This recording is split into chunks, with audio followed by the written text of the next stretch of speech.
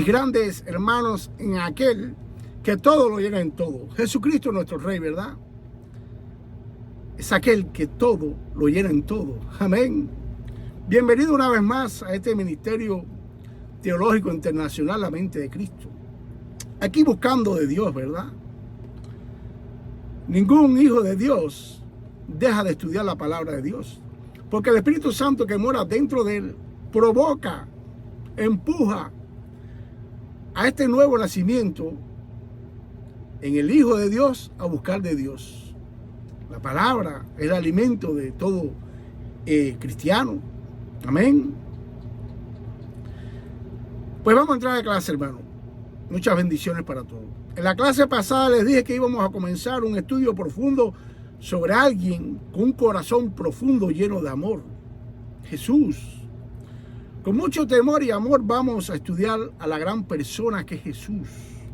Estos estudios lo he titulado Jesús es ley, es gracia. Amén. Este Jesús, según la palabra, es piedra de tropiezo para muchos y salvación para otros muchos. Jesús es una persona que existió según el historiador judío romano del primer siglo, Tito Flavio Josefo. Este historiador nació en Jerusalén en el año 37 o 38 después de Cristo. En uno de sus libros menciona que existió un hombre llamado Jesús y que Pilato lo mandó a crucificar a sugerencia de los principales y parte del pueblo. No solamente históricamente se puede probar la existencia de un profeta maestro llamado Jesús por este historiador, no solamente por él, también escribieron sobre él Cornelio Tácito, Plinio el joven, Trajano, Adriano. Así que no hay duda que nuestro Salvador existió de verdad históricamente. ¿Ok? Ahora, pero nosotros los hijos de Dios no necesitamos creer en la existencia de Jesús por ninguno de estos buenos escritores. Es bueno estudiar alguno de ellos, ¿verdad? Leer sus libros. Historia, es buena. Nosotros creemos, es decir, los hijos de Dios, y sabemos de la existencia de Jesús por la bendita palabra de Dios. Ahí está. Que fiel y verdadera, y más aún, porque Jesús vive y reina en nuestros corazones. Por eso hemos creído en Jesús. No necesitamos de los libros de los que ya mencioné, pero el que quiera puede comprarlo por Amazon. ¿Ok? Jesús es la persona más importante que ha pisado esta tierra, la más sabia y la más rica. Algunos dicen, no, es Salomón. No, Salomón no.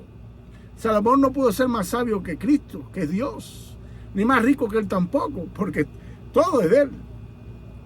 Todos estos estudios, es decir, los estudios que yo estoy dando, que he impartido, los he dado por medio de lo que ya Dios ha revelado en su palabra, en la Biblia. Ahora, ustedes me preguntarán, ¿por cuál Biblia, hermano Jorge? Ya que hay tantas versiones ya, ¿verdad? Ok, todos estos estudios lo he estudiado y lo he impartido por la Reina Valera del 60, que es muy criticada, atacada y calumniada por muchos. Ok, ahora me preguntarás, ¿y por qué las utiliza entonces, Jorge? Escucha esto, mire esto. Porque fue la palabra que está escrita ahí, en la Biblia esa, en la Reina Valera del 60, la que me sacó de un bar, de una licorería, de un termo de cerveza, hacia una iglesia, hacia los caminos de Dios. Fue ella. Fue la palabra que entró dentro de mí y me hizo nacer de nuevo. Fue la palabra que está escrita, es decir, en esa Biblia, la que utilizó Dios para enseñarme quién es Él y quién era yo y quién soy yo ahora. ¿Ok? Mientras Dios me permita dar estos estudios por este canal, seguiré estudiando por dicha Biblia y seguiré enseñando por dicha Biblia. Todos estos estudios que vamos a dar sobre Jesús es por la Reina Valera del 60, ¿ok? Pues este Jesús aparece en nuestras Biblias como, escuchen esto, Juan 1, del 1 al 3. En el principio era el verbo, y el verbo estaba con Dios, y el verbo era Dios. Escuchen las conjugaciones de las palabras estas. Ahora, vamos a preguntarnos, ¿qué es un verbo entonces? Un verbo es una palabra con la que se expresa acciones. Aquí el apóstol Juan nos está diciendo que la acción, la palabra de hacer algo de Dios Padre, era Jesús, su Hijo, o es Jesús todavía, ¿ok? Por ejemplo, cuando Dios dijo en Génesis capítulo 1, versículo 3, sea la luz, la dijo por medio de Jesús, de su Hijo Jesús, que era el verbo, ¿ok? Eso es según lo que está ya revelado aquí, ¿verdad? Ok, seguimos. Versículo 2. Es decir, Jesús, estaba en el principio con Dios. La palabra con, ¿qué significa, hermano Jorge? Es una preposición que indica que una persona acompaña a otra. Ya no es una sola, hay dos ahora aquí. Y hace algo junto a ella. ¿Ok? Esto es para los que no creen en la Trinidad, si alguno está viendo esto. El versículo 3. Todas las cosas, por medio de Él, de Cristo, fueron hechas. Y sin Él, sin Cristo, nada de lo que ha sido hecho fue hecho. Amén. Colosenses capítulo 1, versículo del 15 al 20. Te voy a dar un poco más a entender y a comprender quién es Jesús, quién es esta figura. Él, es decir, Cristo, es la imagen del Dios invisible, el primogénito de toda creación, primogénito de toda creación. Hay muchas personas que toman este versículo fuera de su contexto y entonces dicen que Jesús fue creado, porque la palabra primogénito, ¿qué significa? Es el hijo que nace primero, no es mentira, es verdad. Entonces lo que quieren torcer esta escritura, tergiversarla y darle una falsa enseñanza, enseñan fuera de contexto este versículo y dicen que Jesús fue creado, que no es Dios. Esto es los testigos de Jehová cogen este versículo fuera de su contexto para eso.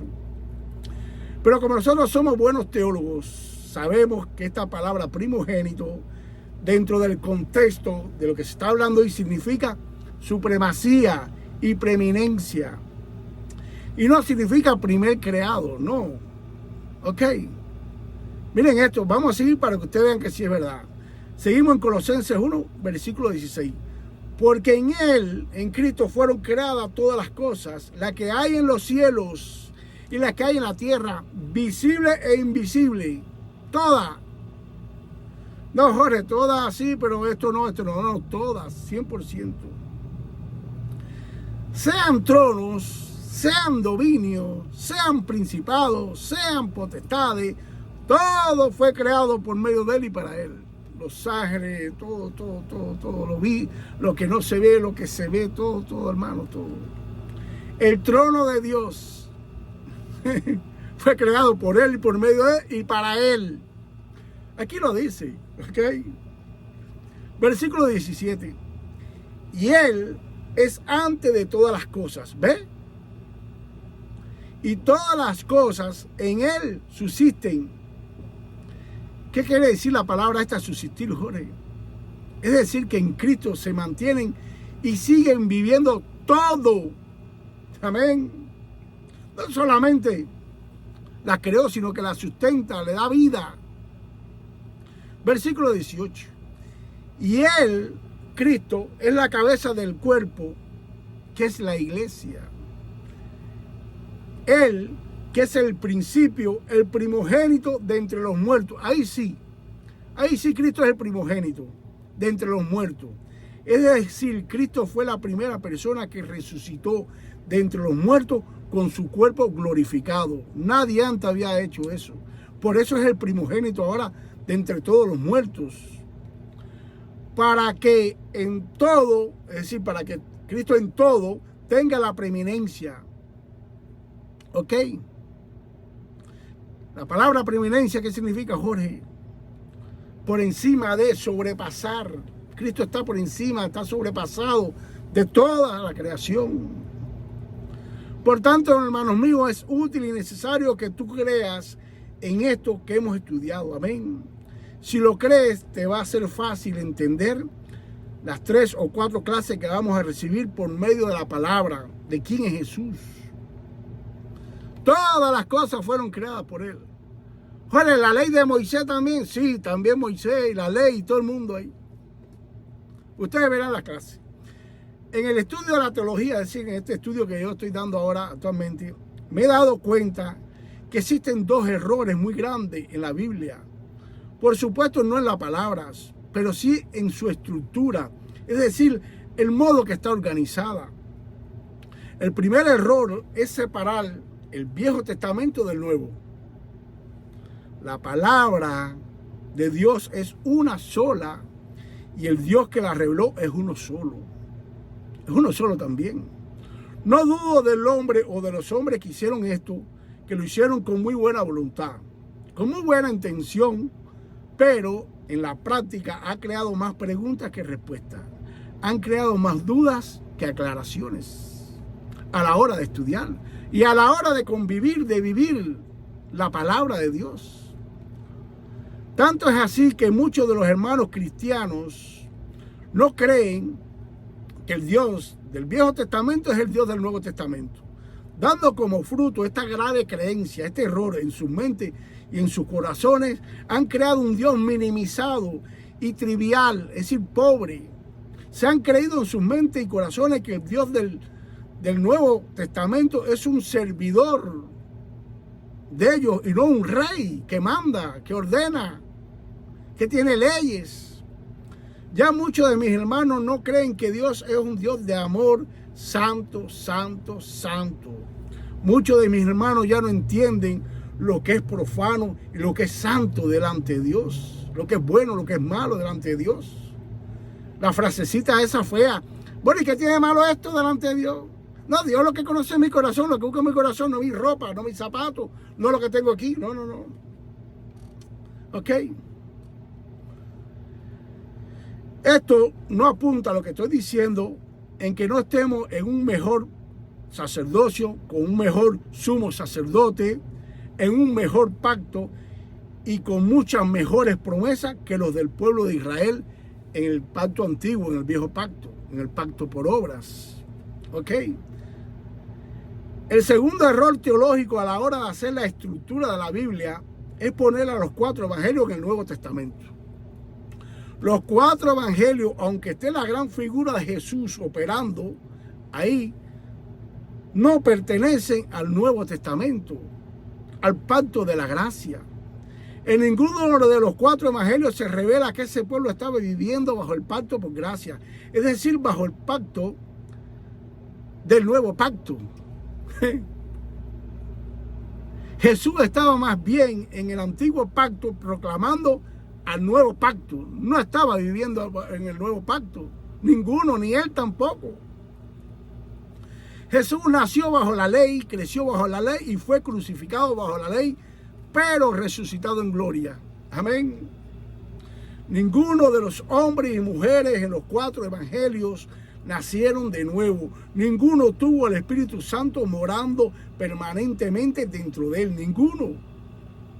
Este grave error trae como consecuencia que muchos hermanos y otros no tan hermanos tomen palabras de Jesús en los 4 evangelios y lo quieran aplicar hoy a la iglesia.